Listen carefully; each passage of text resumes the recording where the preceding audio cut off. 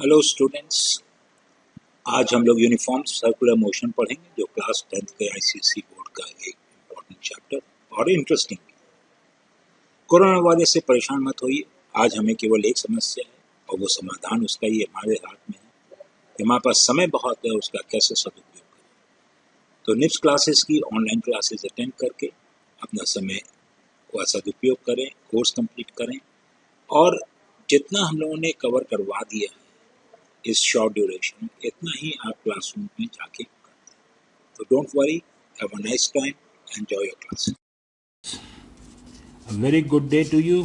Be safe, enjoy your studies, and be happy because with NIPS classes, success is guaranteed.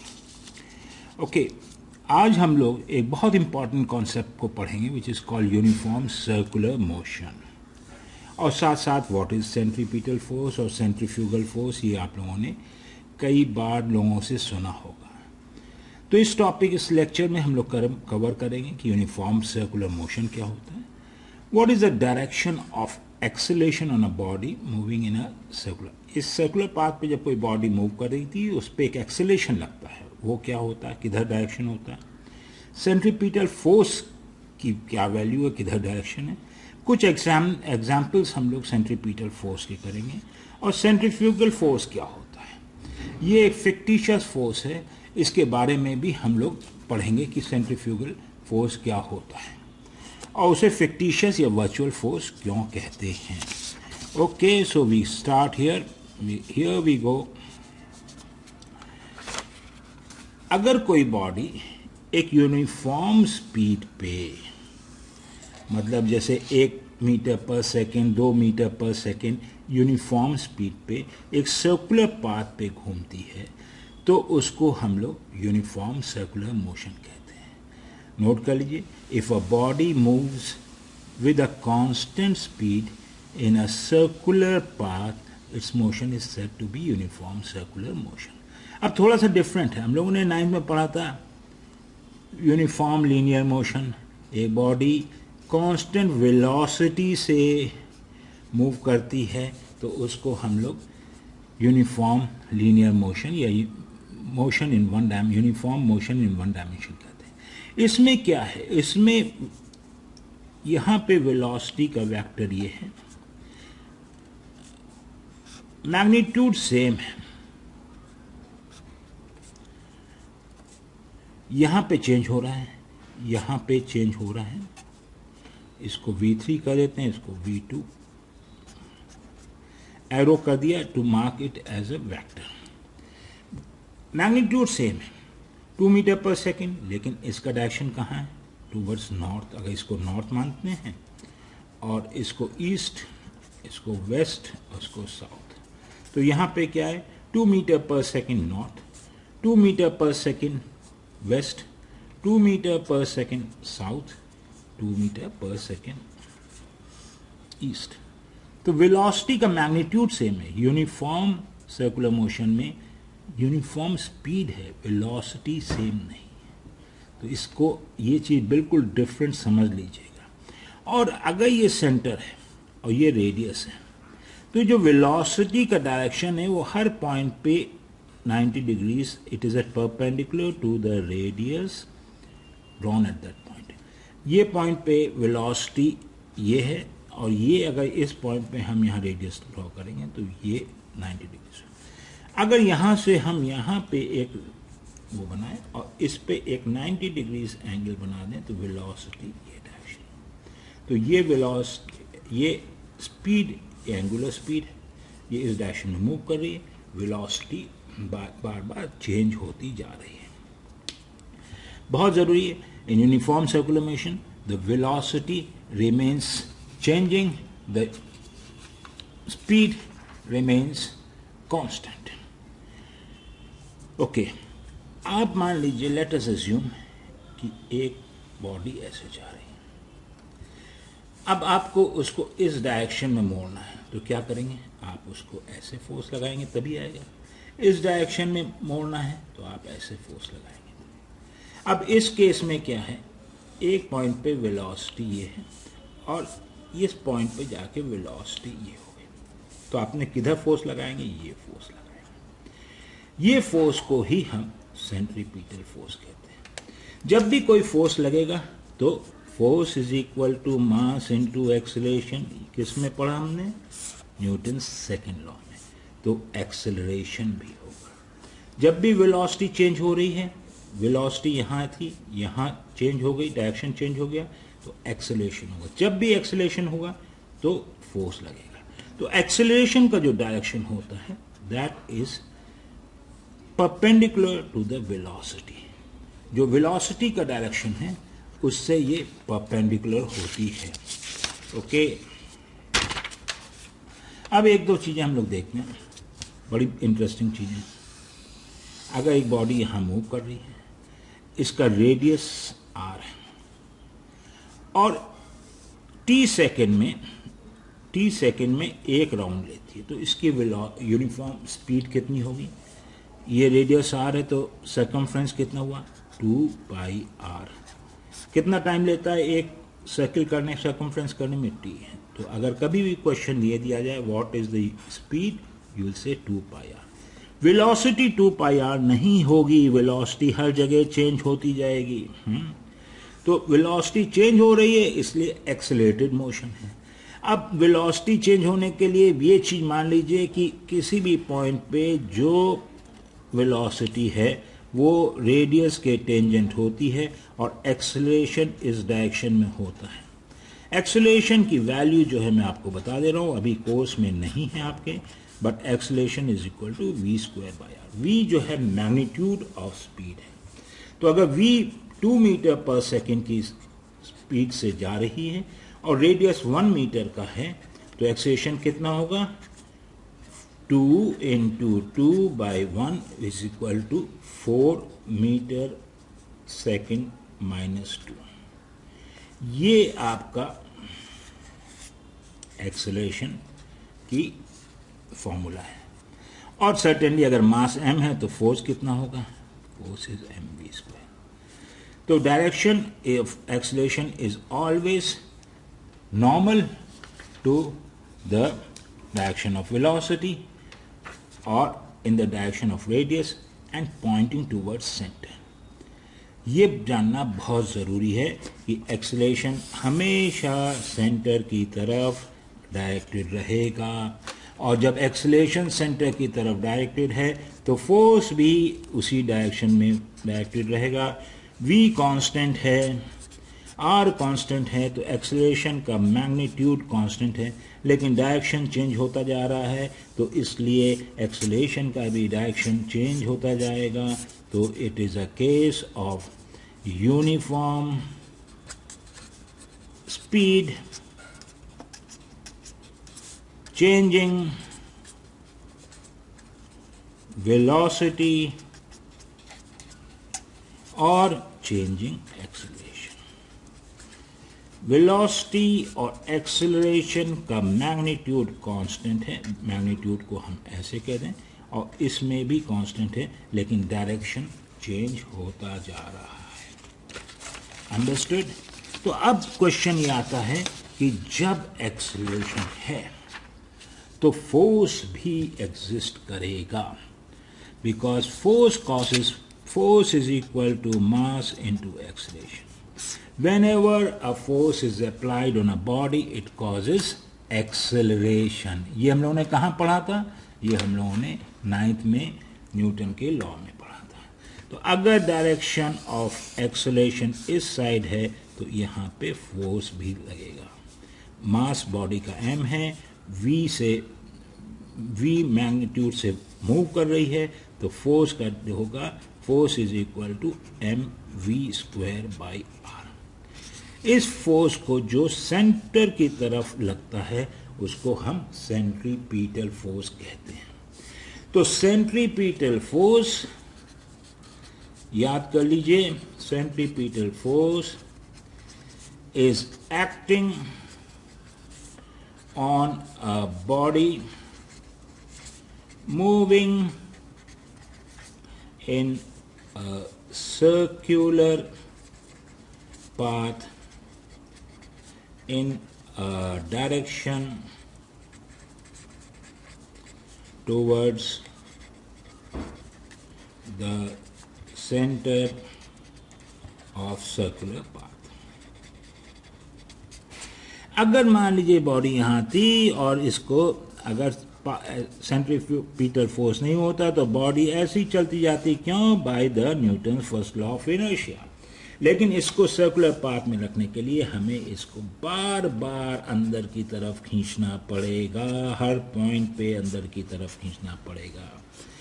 अगर आपने किसी stone को एक string में लगा के घुमाया है तो आपको मालूम चलेगा कि ये जो है फोर्स जो है आपकी स्ट्रिंग के टेंशन से मिलता है। याद आया बचपन में आप लोगों ने कोई पत्थर को घुमाया होगा स्ट्रिंग के साथ, तो ये स्ट्रिंग का जो टेंशन है वो जो है सेंट्रीपिटल फोर्स दे रहा है। अंडरस्टूड? हमें ये याद करना है कि force is equal to mv²/r. It is directed towards the center, acceleration is directed towards the center, velocity is tangential to the at any point जो है वहाँ पे tangent है, और centripetal force की definition याद करनी is acting on a body moving in a circular path in a direction towards the center of the circular path. अगर ये path है तो इसके center की तरफ लगेगा, अगर path बड़ी है तो तब भी center की तरफ लगेगा। कुछ एग्जाम्पल्स जानना बहुत ज़रूरी है सेंट्रीपिटल फोर्स के, और हम लोग उसको देख लें। हम लोग डेली के में देखते हैं, ये बॉल को एक स्पोर्ट्स वुमन घुमा रही है, the sports woman is turning the ball. अब इसमें क्या है, ये बॉल ऐसे घूम रही तो ये सेंट्रीपिटल फोर्स की जरूरत पड़ेगी। कौन दे रहा है सेंट्रीपिटल फोर्स? ये इसमें टेंशन, इसको जो फोर्स से वो खींच रही है अपनी तरफ, टेंशन वो दे रहा है। ये अर्थ सन के चारों तरफ हो गई, सर्कुलर पाथ है। ओ यहाँ पे कौन सा, कोई स्ट्रिंग तो है नहीं, तो कौन सेंट्रीपिटल फोर्स है? आप लोगों ने 9th में पढ़ा था कि force of acceleration is equal to gm1 m2/r²। अगर ये r है और ये m1 है और ये m2 है तो this is the gravitational force. जो ग्रेविटेशनल फोर्स है वो इसको सेंट्रीपिटल फोर्स है। अगर जिस समय ग्रेविटेशन हट जाएगी तो earth will move like this, will move not move in a circular path. तो सर्कुलर पाथ में मूव करने के लिए सेंट्रीपिटल फोर्स जरूरी है। इस केस में स्ट्रिंग दे रही है, इस केस में आपको कौन दे रहा है? Gravitational force. न्यूक्लियस है और इलेक्ट्रॉन्स घूम रहे हैं। कौन दे रहा है? Electrostatic force. इलेक्ट्रोस्टैटिक फोर्स होता है जब फोर्स आपको एक पॉजिटिव और नेगेटिव के बीच में जो अट्रैक्टिव फोर्स है, ये सब वाले फोर्सेस हैं आपके नॉन कांटेक्ट फोर्सेस। एक और चीज़ देख लीजिए, बहुत अच्छा है, अच्छा एग्जाम्पल है, वो कार है। ये कार है, ये एक सर्कुलर पाथ पे घूम रही है। तो यहाँ तो कोई रस्सी नहीं है, यहाँ कोई ग्रेविटेशन है लेकिन इतना स्ट्रांग नहीं है, तो क्या दे रहा है? इसमें क्या होता है, जब गाड़ी ऐसे घूमती है तो गाड़ी बाय इनर्शिया ऐसे जाना चाहती है, तो फ्रिक्शन फोर्स इसके व्हील पे जो है इसको centripetal force of friction is giving the centripetal force. ये बहुत इंपॉर्टेंट चीज़ है। क्वेश्चन इस टाइप से आते हैं कि कौन सा फोर्स, क्या, कहाँ से सेंट्रीपिटल फोर्स मिल रहा है? इसमें फ्रिक्शन से, इसमें टेंशन से, इसमें ग्रेविटेशन से। ये चीज़ें बिल्कुल याद कर लीजिए, समझ लीजिए, दे आर वेरी इंपॉर्टेंट और आगे भी इंपॉर्टेंट है। अब एक एग्जांपल और देखते हैं हम लोग। एक लड़की है, स्ट्रिंग पे एक पत्थर को घुमा रही है। अब जब पत्थर को घुमा रही है और उससे पत्थर टूट जाती, स्ट्रिंग टूट जाती, तो क्या होगा? The string will keep, the stone will keep moving in the same direction. क्यों? यहाँ से जो डायरेक्शन में था, ये उसकी इंस्टेंटेनियस वेलोसिटी है, उसी डायरेक्शन में वो मूव करेगा। क्यों मूव करेगा? By law of inertia. कोई फोर्स नहीं लग रहा तो it will keep moving in the same direction.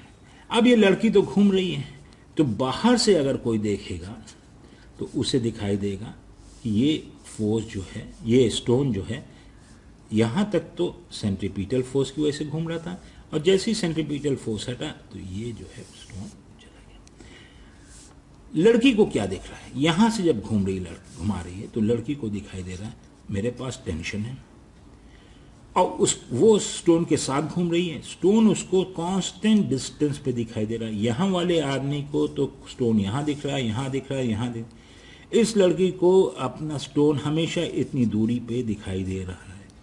तो इसके हिसाब से ये स्टोन मूव नहीं कर रहा है, तो वो क्या कहेगी कि भैया ये तो कोई एक फोर्स तो हमने टेंशन का दे रखा है, और अगर एक फोर्स टेंशन में दे रखा है तो ये तो इक्विलिब्रियम में है। तो इक्विलिब्रियम में है क्योंकि इसका डिस्टेंस मेरे रेफरेंस से इट इज स्टेशनरी, क्योंकि हमने स्टेशनरी कभी बताया था कि a body stationary with respect to its surrounding. तो ये लड़की जब घूम रही है तो उसको तो ये स्टोन स्टेशनरी दिखेगा, सेम डिस्टेंस पे दिखाई देगा उसे। तो वो कहेगी कि भाई ये एक फोर्स इधर लग रहा है स्टोन पे, तो कोई फोर्स तो इसको इस साइड लगना चाहिए, वरना तो स्टोन अंदर आ जाएगा। तो वो जो है उसको कहेगी वो सेंट्रीफ्यूगल फोर्स है। सो सेंट्रीफ्यूगल फोर्स क्या है? Centrifugal force it is the force assumed by the observer. ये जो ऑब्जर्वर है moving with the rotating body, ये बॉडी रोटेट कर रही मान लो, तो इसके साथ ये मूव कर रहा है, तो इसे लगेगा कि ये बॉडी के साथ रोटेट कर रहा है। तो it is a force assumed by an observer moving with the rotating body to act in the direction away from the center of the circular path. Centrifugal force इस डायरेक्शन में act करेगा, centripetal force इस direction. Actually वो इस आदमी को centripetal force नहीं दिखा, सेंट्रीपिटल दिख रहा है, सेंट्रीफ्यूगल नहीं दिखाई दे रहा, लेकिन इसको लगेगा it is assume to be a force acting away from the centre. तो centrifugal force away from centre है, इसको एज्यूम किया जाएगा, एज्यूम किया जाएगा, हम लोग एज्यूम करेंगे, ये एक्चुअली फोर्स नहीं है, बट एज्यूम किसने किया? जो person observer moving with the body. Centrifugal force away from centre. Centripetal force actual force है टुवर्ड्स द सेंटर। अब let us take another example. You are sitting here. There is a stone lying here. ये एक cord से भाग, ये पूरी turn table है, ये टेबल घूम रही है। अब जब टेबल घूम रही है तो स्टोन सेम डायरेक्शन में घूम रहा है, आपके स्ट्रिंग का टेंशन इसको दे रहा है। अब ये स्ट्रिंग टूट जाती है, तो स्टोन क्या करेगा? इस पॉइंट पे टूट रही तो स्टोन ऐसे जाएगा। क्यों जाएगा? By inertia. यहाँ पे जो इंस्टेंटेनियस वेलोसिटी है जो नॉर्मल टू दिस है उसी डायरेक्शन में जाएगा।